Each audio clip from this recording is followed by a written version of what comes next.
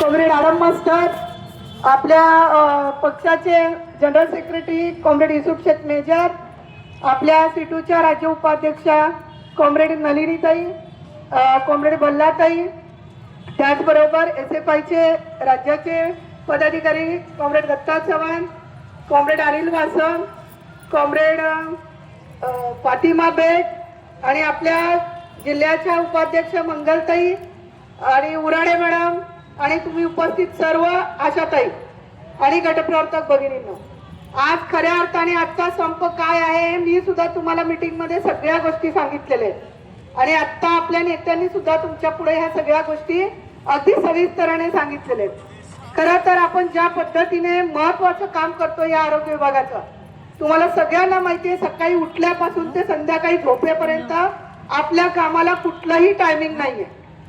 जी आपली ओळख होती की आपण भागात जाऊन आरोग्याच्या सेवा सुविधा सर्व गावातल्या वाड्या वस्त्यांवरच्या लोकांपर्यंत पोहोचवायचं, त्यांना आजारांच्या बद्दल माहिती द्यायची, ज्याला कुणाला आजार असेल तर त्यांना आपल्याकडे मिळणाऱ्या सुविधांची माहिती द्यायची आणि त्या सगळ्यांना आपल्या सेंटर पर्यंत घेऊन यायचं आणि त्यांना उपचार देण्यास भाग पाडायचं। तर हे जे आपली प्राथमिक ओळख आहे की आपण आरोग्याच्या योजना तळागाळापर्यंत पोहोचवतो। पण सध्या परिस्थिती जर आपण पाहतोय, कोरोना झाल्यापासून आपल्या कामामध्ये अत्यंत वाढ झालेली आहे, मग ती आशा असू दे किंवा गटप्रवर्तक असू दे। आपली मूळ ओळख काय आहे की भागात फिरून लोकांना सेवा देणं ही आपली मूळ ओळख आहे। परंतु आता सध्या घडीला सरकार मात्र आपली ओळख पुसण्याच्या मार्गावर आहे, कारण आपल्याला भागात फिरायच्या ऐवजी ऑनलाईन कामाला झुंपून 4-4 तास ऑनलाईनचं काम करत एका ठिकाणी तू बस, भागात काय तुझं लक्ष नसलं तर पुन्हा त्याच्यावरती नोटिसा काढा आणि आशांना टार्गेट करा, गटप्रवर्तकांना टार्गेट करा आणि म्हणा की ही डेथ झाली ती तुमच्यामुळे झाली, या लाभार्थ्याला काय झालं ते तुझ्यामुळे झालं।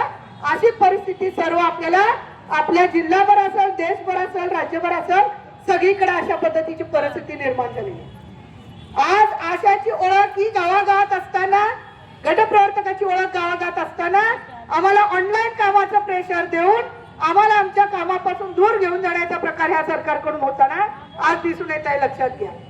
तर सगळ्यांना आता या ठिकाणी हेच सांगायचंय, आपण काय काम करतो याची जाणीव प्रत्येकीला आहे, त्याची जाणीव प्रत्येकाने ठेवली पाहिजे।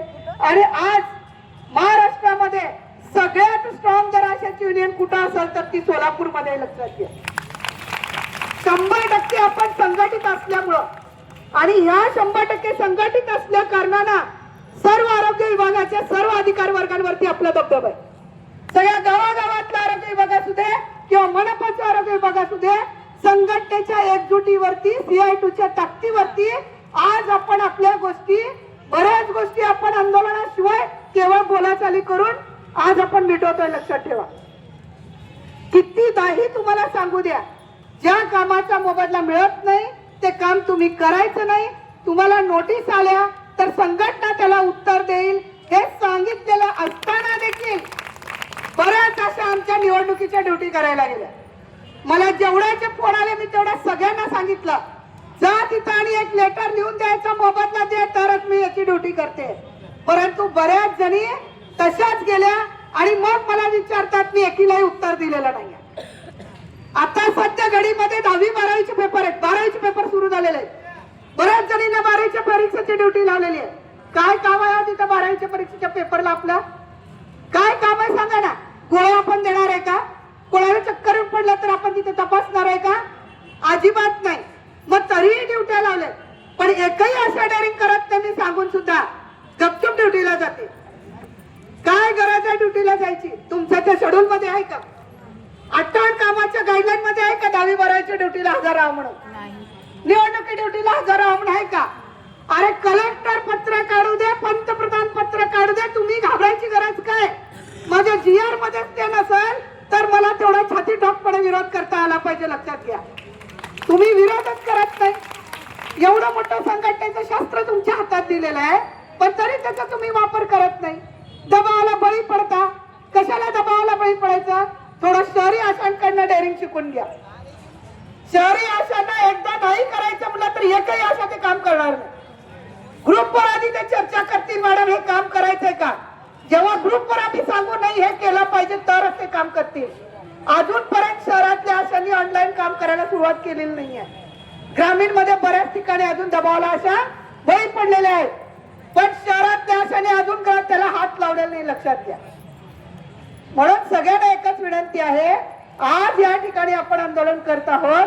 या सरकारने जे काही धोरण अवलंबलंय बघा, आजपर्यंत जेव्हा जेव्हा महिला रस्त्यावर उतरले तेव्हा तेव्हा इतिहास घडवलाय आपण. बहिणींनो, सरकारच्या धोरणांच्या विरोधात रस्त्यावर उतरायची वेळ अजून येणारच आहे आपल्याला, कारण सरकार आपली ओळख पुसायला चाललेलं आहे. आपले आरोग्य विभाग खाजगीकरण करण्याच्या बेतात आहेत. जर विभाग खाजगीकरणाला गेले, आरोग्याचं क्षेत्र खाजगीकरणाला गेलं, सगळ्यात मोठा धोका आपल्याला होणार आहे तळागाळात काम करणाऱ्यांना, लक्षात घ्या. खाजगी गोष्टी म्हणल्या तर तुम्हाला सगळ्यांना माहिती आहे, कमी लोकांकडून जास्त काम करून घेणं आणि जास्त नफा मिळवणं, तुमच्या पगारीचं तुमच्या हिताचं त्यांना काही पडलेलं नसते. आज तुमच्या इथे जे ब्लड सॅम्पल घेणारे कर्मचारी असतील ते बाहेरच्या एनजीओ कडून तिथं अपॉइंटमेंट झालेले लोक आहेत, लक्षात घ्या. त्यांना संघटित होण्याचा अधिकार नाही ठेवलेला आहे. तरी थर्ड पार्टी त्यांचं नियुक्ती आहे. आपलं तसं नाहीये, आपलं आरोग्य विभागाकडून नियुक्ती आहे. आपण ठामपणे सरकारला भांडू शकतो, मागणी करू शकतो. तुमच्याकडे ती वेळ येऊ द्यायची नाही आपल्याला. सरकार आता पूर्ण देशातल्या अशांना ऑनलाईन कामाला झुकू पाहत आहे, तर या ऑनलाईनचा विरोध आपण तीव्रतेने केलाच पाहिजे. भले काळाची गरज आहे ऑनलाईन काम करणं, पण त्याच्यासाठी आशा का, गटप्रवर्तक का, तुम्ही डेटा ऑपरेटर नेमा ना प्रत्येक पीएससीला. डेटा ऑपरेटर नेमा आणि त्यांच्याकडून ऑनलाईन एंट्री करून घ्या. आमचं काम भागात फिरून डेटा कलेक्ट करायचा आहे, तो कलेक्ट केलेला डेटा तुम्ही नोंदी ठेवा. मागच्या 2017-18 मध्ये 20,000 डेटा ऑपरेटर यांनी कमी केले, तर ते कमी करायचे ऐवजी त्याच्या आधी त्यांनी पुन्हा भरती करून घ्यावं आणि आपल्याकडून डेटा घेऊन त्यांनी ते डेटा भरतीचं काम करून घ्यावं. परंतु आता अलीकडे काय होतंय, गावामध्ये कुठलंही काम येऊ द्या, काय आशा आमची घरचीच आहे, काही आला आशांना द्या, सर्वे आला बघायचंच नाही. आणि आमच्या आशा बरेच ग्रामपंचायतीचे सर्वेचे आणि तुमचा काही संबंध नसते. काही सर्वेला तो ग्रामसेवक येतो, ग्रामपंचायतचा सदस्य येतो, हे काम आशांनी करायचं म्हणतो, त्या गटप्रवर्तकांना आपण दबाव टाकतो आणि गटप्रवर्तकांचा नाईलाज असतो, कारण त्यांना तिथं टीओच्या ऑफिसला उत्तरं द्यावं लागतात. पण आशांना काय, गटप्रवर्तक सांगतात तुमची जबाबदारी करायची का नाही करायचं, ते हाताला धरून तुमच्याकडून काम करून घेणार आहेत का? अजिबात नाही. म्हणून अलीकडं मला हे प्राधान्याने जाणवत आहे, ज्या ज्या गावामध्ये पॉलिटिकल गोष्टी होतात तिथल्या राजकीय पुढाऱ्याच्या दबावामुळे, तिथल्या राजकीय पुढाऱ्याच्या अंतर्गत असणाऱ्या ग्रामपंचायतीतल्या सदस्य असतील, सरपंच असतील, इतर ग्रामसेवक असतील, यांच्यामुळं आशांना नको असलेली कामं, गटप्रवर्तकांना नको असलेली कामं करावी लागत आहे. मगाशी सरांनी आपल्या भाषणात सांगितलं, आशांनी राजकीय जाणीव करून घेतली पाहिजे. अगदी बरोबर आहे. भविष्यामध्ये प्रत्येक गावामध्ये लाल बावटा हा झळकला पाहिजे, लक्षात घ्या बहिणींनो. तुम्ही जिथं जिथं काम करता, आज आपल्याकडे कामगार नेता त्या ठिकाणी आपलं बोलणं मांडायला नसल्या कारणानं, कामगारांचे प्रश्न त्या ठिकाणी मांडणारा कुणी नसल्या कारणानं आज आपल्याला इतर रस्त्यावर बसून सरकारच्या विरोधात नारे लगावे लागतात, लक्षात घ्या. आज आपल्या गटप्रवर्तक बहिणी ज्या ग्रॅज्युएट आहेत, पोस्ट ग्रॅज्युएट आहेत, त्यांना टेक्निकल नॉलेज भरपूर आहे, कॉम्प्युटरचं नॉलेज अगदी व्यवस्थित आहे, पण तरी त्यांना अगदी कामावर आधारित मोबदल्यावर सरकारने ठेवलेलं आहे. खरं तर त्यांची पात्रता शासकीय सेवेत सामावून घेण्याची आहे. अंगणवाडीच्या सुपरवायझर प्रमाणे त्यांची पोस्ट तिथं खऱ्या अर्थाने अंगणवाडी सुपरवायझर सारखा सरकारी कर्मचारी म्हणून घेण्याची आहे. परंतु या ठिकाणी सरकारने जाणून बुजून साधा त्यांना कंत्राटी कर्मचारी म्हणून सुद्धा या ठिकाणी ठेवलेलं नाहीये. तुमच्याप्रमाणे त्यांना सुद्धा कामावर आधारित मोबदल्यावर ठेवलेलं आहे आणि त्यांची आतोनात मिळवणूक तुमच्या बरोबरीने करतात. आज बऱ्याच अशांना वाटतं की गटप्रवर्तक म्हणतात म्हणून आम्ही जातो, पण त्या गटप्रवर्तकांच्या पण व्यथा आहेत, त्या तुम्ही समजून घेतल्या पाहिजे. कारण त्यांना वर्ण इतका प्रेशर असतं, त्यांचा नाईलाज असतो, त्यांचं काम आहे तुम्हाला सांगायचं, ऐकायचं नाही ऐकायचं काम तुमचं आहे, लक्षात घ्या. आज या ठिकाणी चिकरड्याच्या आशा आलेल्या आहेत. चिकरड्याला टीम जाणार आहे म्हणून मला कळलं काल, पण तरी चिकरड्याच्या आशा आल्या, पण गटप्रवर्तक दबावाला बळी पडून तिथंच राहिल्या. मी गटप्रवर्तकांना सांगितलं पण होतं की तुम्ही अजिबात दबावाला बळी पडू नका, जे असेल ते असेल, आपण सगळे आज रस्त्यावर उतरणार आहे. आज संपूर्ण देशातला कामगार रस्त्यावर उतरलेलं लक्षात ठेवा बहिणीनं. आणि मग आपण तर काय, आज इथं मागे आपण आंदोलन होताना पाहिलं, ते सगळे सरकारी कर्मचारी आहेत, ते पण आज आंदोलनात आहेत. सगळ्या बँका बंद आहेत, बँकेची लोक आंदोलनात आहेत. मग आपण कशाला तिथे बसायचं जाऊन दोघींनी? काय गरज आहे? एवढंच सांगायचं आहे की येणाऱ्या काळामध्ये आपली लढाई तीव्र करावी लागेल, कारण ह्या सरकारचं काही सांगता येत नाही. तुम्हाला माहिती आहे, सरकार आता विमानं एअरपोर्ट त्यांनी विकलेले आहेत, रेल्वे स्टेशन विकलेले आहेत, रेल्वे गाड्या विकलेल्या आहेत. सगळ्या ज्या ज्या काही सरकारी गोष्टी होत्या त्या सरकारने देऊन टाकलेल्या आहेत लीजवरती, आणि सगळीकडे खाजगीकरण सुरू आहे. एवढंच काय, आता तुम्ही युट्यूब बघता की नाही माहित नाही, फेसबुक बघता की नाही माहित नाही, सगळी नैसर्गिक प्रॉपर्टी आता विक्रीला काढायला सुरुवात केलेली आहे. मध्यंतरी आरवली पर्वताचं उदाहरण तुम्ही घ्या. आता पर्वताची उंची कमी आहे, त्यांच्या ह्याच्यात बसत नाही म्हणून ते पर्वत खणायचं आणि अदानीला खाली काढायला त्या ठिकाणी द्यायचं, म्हणजे नैसर्गिक प्रॉपर्टी सगळी वाटोळं करायची.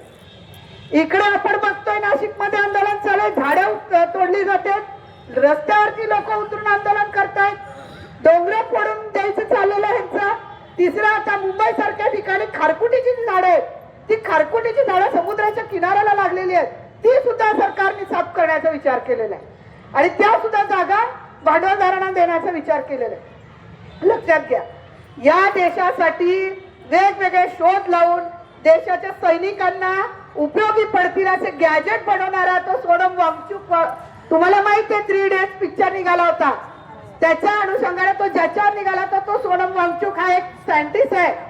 सरकारने रेपिस्टांना सोडायचा प्रकार केलेला आहे, परंतु एका सायंटिस्टला मात्र अजूनही जेलमध्ये ठेवलेला लक्षात घ्या, त्याच्यावरती देशद्रोहाचा आरोप लावून. तर असं हे आपलं सरकार आहे.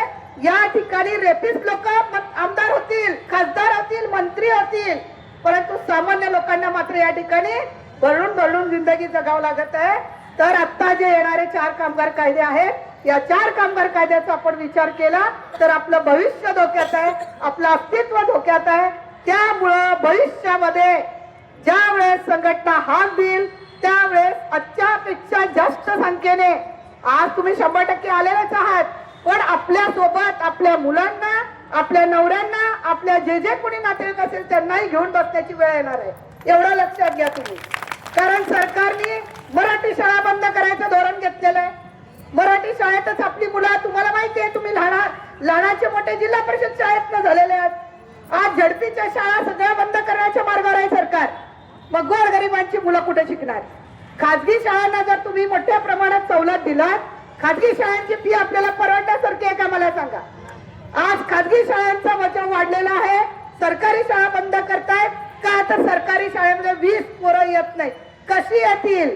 तिथं तुम्ही सुविधाच देत नाही, तिथं पोरांना चांगलं वातावरण देत नाही, तिथल्या भिंती पडून जीर्ण व्हायला लागलेल्या आहेत, त्या सोयी तुम्ही उपलब्ध करून देत नाही. मग त्या शाळेमध्ये विद्यार्थी कसे येतील? कुठली घटना घडल, वरचा छत खाली पडल हे सांगता येत नाही ग्रामीण भागामध्ये. अशी अवस्था तुम्ही ग्रामीण शाळांची केलेली आहे, आणि एकीकडे म्हणताय पट कमी म्हणून तुम्ही शाळा बंद करताय. तर हे सरकारचं धोरण तुम्ही हाडून पाडलं पाहिजे. एकीकडे तुमचे कुणी भाऊ असतील, नवरे असतील, वडील असतील, शेतमजूर म्हणून काम करत असतील, कुठेतरी शेतीमध्ये कामाला जात असतील, MIDC मध्ये कामाला जात असतील, त्या ठिकाणी आता सरांनी सांगितल्याप्रमाणे 8 तासाचा 12 तासाचा तुम्हाला ड्युटी येणार आहे, आणि त्याच्यानंतर ओव्हर टाइम केला तरी त्या ओव्हर टाइमचा पैसा मिळणार नाही. मुंबई सारख्या ठिकाणी जर एकेका कामगाराला 12-12 तासाची ड्युटी दिली तर तो कामगार लोकल मधून त्याला प्रवास करावा लागतो, मेट्रो मधून प्रवास करावा लागतो. सकाळी 9ची ड्युटी करायची असेल तर घरातनं 5 वाजता निघावं लागतं त्याला. त्या 5 वाजता निघायचं, तो रात्री जर 12 वाजता पोहोचला असेल तर तो झोपणार किती, कामावर जाणार कधी, आणि कुठल्या बॉडी परिस्थिती त्याच्या शारीरिक ह्याच्यामध्ये त्यानं काम करत, त्यांचं आरोग्य धोक्यात येणार आहे लक्षात घ्या. आणि त्याचा सगळा परिणाम त्या कुटुंबावर होणार आहे. आणि ही परिस्थिती मुंबईची असू दे किंवा आपल्या जिल्हा लेवलच्या तालुक्यातली असू दे, सगळीकडे परिस्थिती तीच होणार आहे. म्हणून येणाऱ्या काळामध्ये या सरकारचा विरोध करण्यासाठी आणि या सरकारला उचकडून टाकण्यासाठी आपल्या आशांची खूप गरज असणार आहे. हे सगळ्यांनी लक्षात घेतलं पाहिजे. बहिणींनो, आपण ऐकतो रामायण स्त्रियांमुळे घडलं, महाभारत स्त्रियांमुळे घडलं. स्त्रियांवर ज्या ज्या वेळेस अन्याय झाला, ज्या ज्या वेळेस अनैतिकता स्त्रियांच्या बाबतीत दाखवली, त्या त्यावेळेस मोठमोठी युद्ध झालेली आहेत. आताही तुम्ही जर आम्हाला महिलांना कमी समजून आमच्या कुटुंबावरती घालाल तर आम्ही शांत बसणार नाही. आम्ही लाल वादा घेऊन आल्याशिवाय निवांत बसणार नाही, लक्षात घ्या. आणि येणाऱ्या काळात या सरकारला उचकटून टाकायचं काम जर कोण करल तर ते आपणच करू. इतकंच बोलते, या ठिकाणी थांबते. इन्क्लाब जिंदाबाद.